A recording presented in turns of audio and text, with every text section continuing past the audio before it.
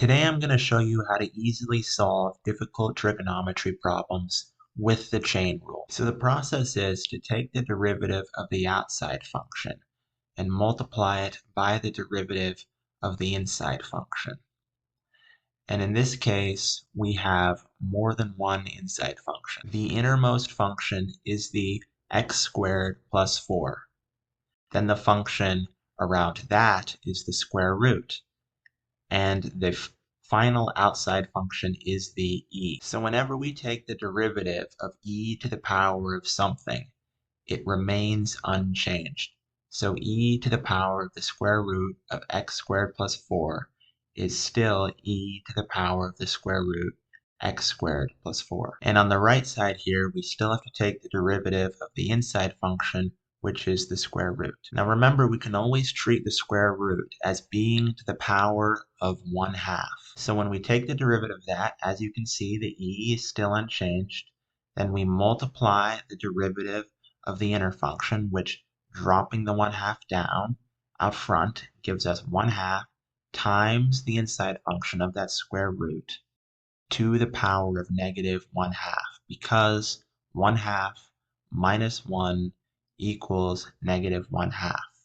And we still have to take the derivative of what was inside the square root. And the derivative of x squared plus 4 equals 2x. So we have the derivative of the e to the power of the square root, which doesn't change. Then we have the derivative of the square root of x squared plus 4 equals the 1/2 times that to the power of negative 1/2 times the derivative of x squared plus 4, which is 2x. Now with a little simplifying, the 1/2 in the middle term here will cancel with the 2 on the far right term here. And after moving it to a more readable form, this is our answer. Now, even if the problem looks a little more complicated, just remember, find out which functions are inside of other functions, and you continue to do the chain rule. So let's do another example. Here, the outermost function is the natural log, and the function inside of that is the sine, and the function inside of that is the 5x. Whenever we take the derivative of the natural log, we always take 1 over whatever is inside that natural log. So as we can see here on the left, the derivative of natural log is 1 over sine of 5x. And on the right side, we still have to take the derivative of the sine of 5x. The derivative of sine is cosine. So here we can see in the middle term that the derivative of sine of 5x is cosine of 5x. And on the right side, we still have to take the derivative of 5x. The derivative of 5x is just 5. We take the 1 from the exponent and drop it down, so 5 times 1 is still 5.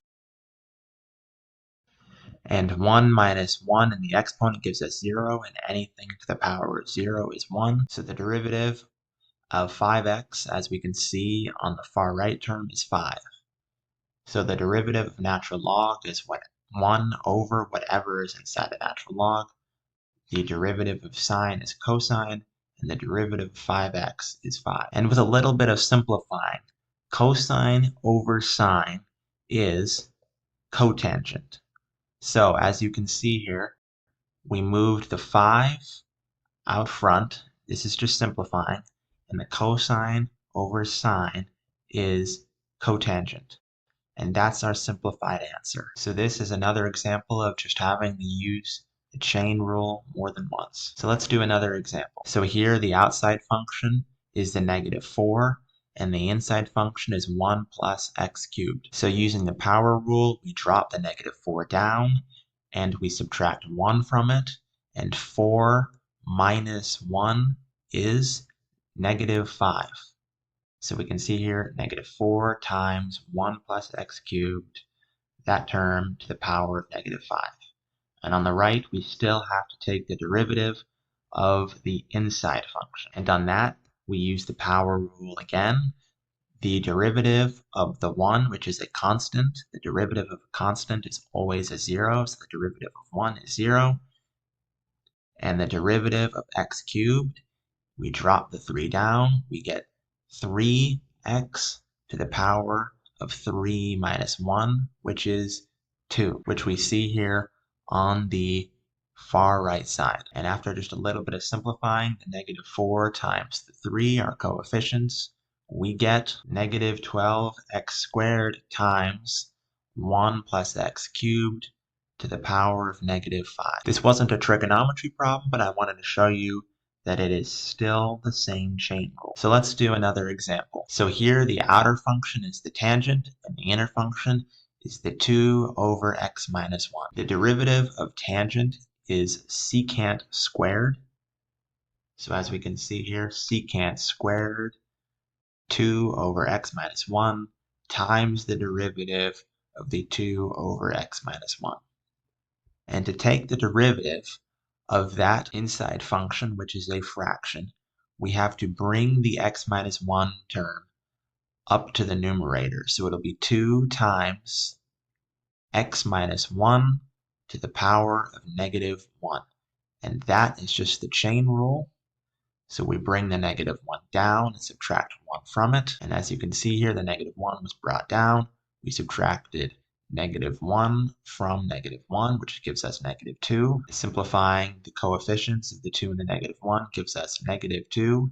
And here we have negative 2 secant squared over x minus 1 to the power of 2. And remember, the derivative of the tangent is the secant squared. Now remember, even if the problems look challenging, the rule is still the same.